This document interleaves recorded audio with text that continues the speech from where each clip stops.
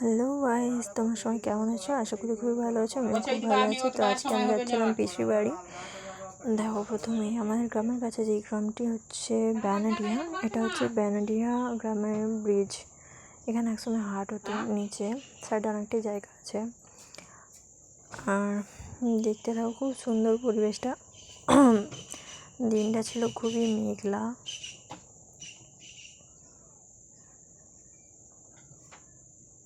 আর এই যে আস্তে আস্তে করে আমরা যাচ্ছি। আর যাচ্ছিলাম অ্যাকচুয়ালি হচ্ছে আমার পিসুমনির খুবই শরীর খারাপ, চোখের অপারেশন হয়েছে, তার জন্য দেখতে যাচ্ছিলাম। এই যে আমার জিজু, আমার মেজদি, আমার দিদির মেয়ে, দিদির ছেলে, আমরা মিলে যাচ্ছিলাম। এই দেখো আখ ক্ষেত, যদিও ক্যামেরা ঠিকঠাক না, তার জন্য ক্লিয়ার করে বোঝা যাচ্ছে না। এইখানে ইটভাটি ছিল। এই যে এখানে ইটভাটি ছিল। দূরের দিকে দেখো আখ ক্ষেত, এখানে কী সব যেন চাষ হয়, কত আখ ক্ষেত। তোমরা কারা কারা আখ খেতে পছন্দ করো অবশ্যই কমেন্ট করো। আর এখানে ধান চাষ রয়েছে। আর দেখতে দেখতে কুলবনি পৌঁছে গেছে। দেখো এই মন্দিরটাতে অনেক বড় রাসমেলা হয়, তোমরা সবাই আসতে পারো। এখন এমনিতেও রাসমেলা চলে এসছে। এখানে প্যান্ডেলের তৈরি চলছিল। আর ওই যে রাস্তাটা দেখছো, ওই রাস্তাটা দিয়ে যাব আমরা পিসি বাড়ি। এখানে আমরা দাঁড়িয়েছিলাম কারণ মিষ্টি নেওয়ার ছিল। আর তারপরে টুকটুক করে আমার জিজু চলে যাচ্ছিলো মিষ্টি আনতে। আর তারপরে আমরাও চলে গেছিলাম মিষ্টি পছন্দ করতে, কোনটা নেব। তারপর মিষ্টি নিয়ে সোজা চলে এসেছিলাম, আবার উঠে গেলাম টোটোতে। এই দেখো কত চাষ। এই দেখো বাঁধাকপির চাষ।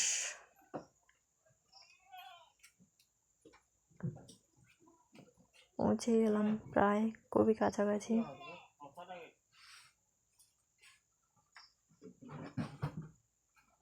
আর একটু হলেই পৌঁছে যাবো। এই যে মন্দির, বাস ঢুকে গেছি।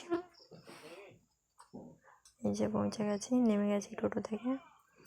এই যে আমার পিসি বাড়ির পান গাছ। পিসিমণি বাড়িতে ছিল না, তাই বাড়িতে তো ঢুকিনি। এইসব দেখে নিয়ে বেরিয়ে গেছি সোজা নদীর উদ্দেশ্যে, নদী দেখতে। নদী দেখতে কার কার ভালো লাগে, নদীর কাছে যেতে কার কার ভালো লাগে, নদীর ওয়েদারটা অনুভব করতে কার কার ভালো লাগে, অবশ্যই কমেন্টে জানিও। আর যারা আমার পিছনে পড়ে আছে খুবই খারাপ উদ্দেশ্যে, তাদের এগুলো দিতে ইচ্ছা করে খুব, গিফট করতে। এই দেখো আমার জিজু, আমার দিদির মেয়ে আর দিদির ছেলে মিলে চলে যাচ্ছিল সামনের দিকে। গিয়ে তো প্রথমে ভিডিও টিডিওগুলো বানিয়ে নিলাম, তারপর কয়েকটা ফটো তুলে রিলস বানাতে পারিনি। তার একটাই কারণ যে আমার মোবাইলে তখন ব্যাটারি ডাউন ছিল।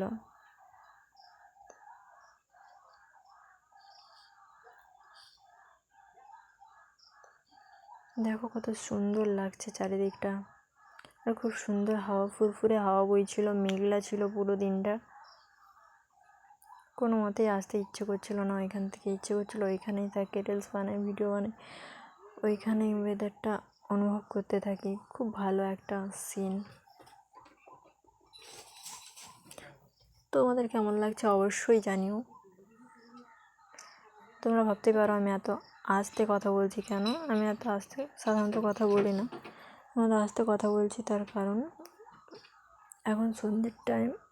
বেশি জোরে কথা বললে আবার গ্রাম তো, সবাই একটু বাজেভাবে নিয়ে নেবে। অবশ্য তাতে আমার কোনো যায় আসে না,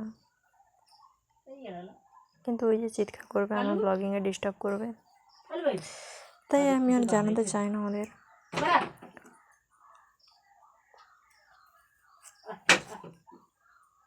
আমার মা আওয়াজ করছে এখন।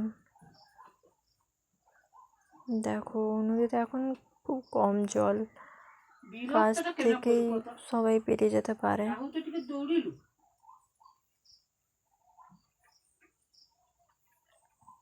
এই যে ঢং করে নিচ্ছিলাম একটু দুজনে। ভিডিও বানাচ্ছিলাম।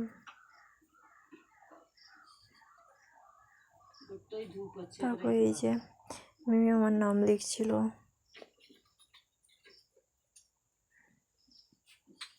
পাগলামি করছিল। তারপর আবার একটা শর্ট নিয়ে নিলাম।